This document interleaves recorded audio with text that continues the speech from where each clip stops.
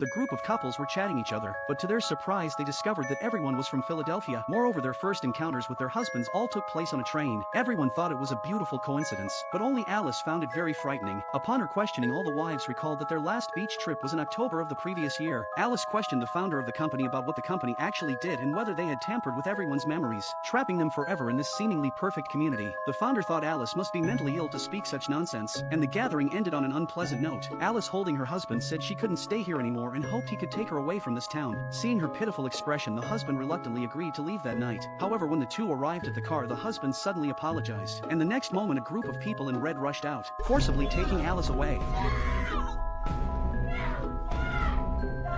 That's right, the company was about to perform memory deletion surgery on Alice to dispel her doubts about the town. However, as she looked at the nurse next to the operating table, Alice's original memories were actually activated. She remembered being a nurse and somehow ending up in this eerie neighborhood. After returning home, her memories not only did not fade but became clearer. She remembered living with her husband in an old apartment, so how could they afford such a luxurious villa now?